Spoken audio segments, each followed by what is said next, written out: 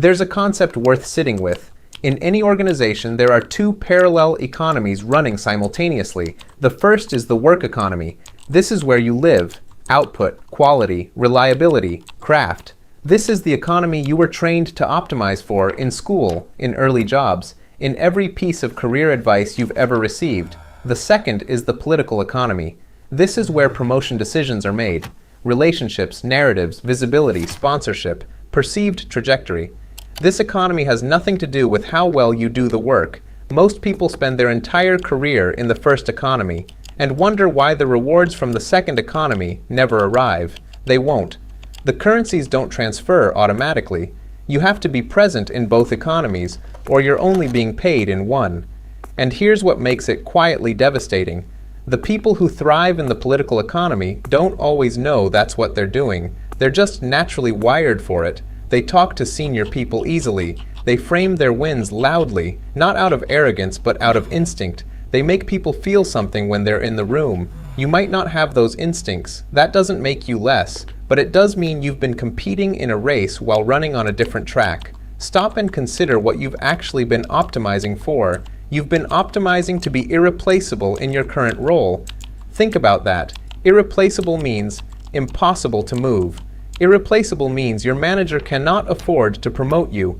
Every time you become more essential to where you are, you make yourself harder to elevate. The goal was never to be irreplaceable. The goal was to be promotable. Those two things are opposites. Promotable means someone above you can picture you succeeding at the next level. It means someone has enough confidence in your upward trajectory to stake their own credibility on it. It means the narrative around your name, in rooms you're not in, is forward-looking, not just favorable. You've spent years building the wrong asset, not because you were lazy, because you were lied to, quietly, culturally, systematically, about what actually moves people up. The lie was, work harder. The truth is, be seen differently. This is not an instruction to become someone you're not, but you have to understand what you're missing, and it's not effort. The people moving up are not managing their work. They're managing their perception. They're making sure the right people know what they're working on, not through arrogance, but through strategic visibility. They're building relationships with people 2 levels above them, not just laterally.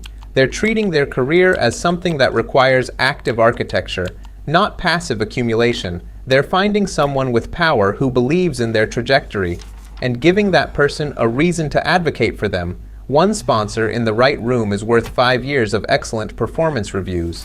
Not because the world is unfair, though it often is, but because that's how human systems have always worked. Trust moves through relationships. Opportunity moves through trust. You can resent that, or you can understand it. Here's the quiet reality underneath all of this. You were taught that performance is a meritocratic signal, that the work would be seen, evaluated fairly, and rewarded accordingly. But organizations are not meritocracies. They never were. They're ecosystems, and ecosystems reward adaptation, not just quality. The most talented person rarely rises the highest. The person who understands the terrain does. You're not failing because you can't perform. You're failing because you've mastered a skill set that the promotion system doesn't measure, and ignored the ones it does. You've been a high performer in a game that doesn't hand out the trophies you're playing for. The question now isn't whether you can do better work. You've already answered that. The question is whether you're willing to understand the actual game, or keep winning at the one that doesn't count. The problem isn't that you weren't good enough, it's that you were exactly good enough to stay right where you are. You've been doing everything right, the work is good, the hours are long, the results are there, and yet, someone else got promoted, someone who works less than you, someone whose work you've quietly fixed, someone you trained. That's not an accident. That's the system working exactly as designed. You know what the high performer looks like at most companies. They arrive early, they stay late, they solve problems before anyone notices them. They never complain, they never push back, they just deliver.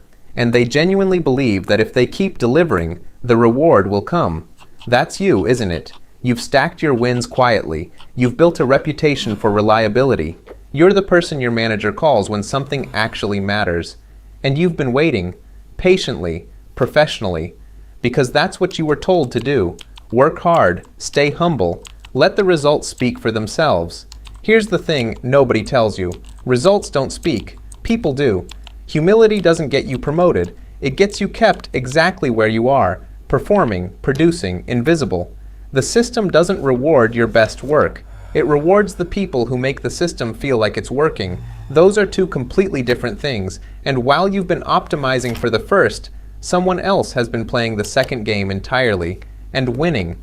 Understand how promotion decisions actually get made. It's not a review of performance data, it's not an objective audit of output. It's a conversation, usually brief, among a small group of people with seniority. And in that conversation, one question dominates everything else. Who do I picture in that role? That's it. That's the whole mechanism. Promotion is a casting decision, not an evaluation, and casting is based on narrative, on familiarity, on comfort, on who has made themselves visible to the right people, not just competent to everyone. Your manager doesn't advocate for you in that room because your code was clean or your reports were accurate. They advocate for you because advocating for you makes them look good, because they've attached their own credibility to your name.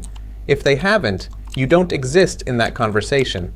The uncomfortable truth is this: your manager's incentive is not to promote you. Their incentive is to keep you performing in your current role, because you're solving their problems.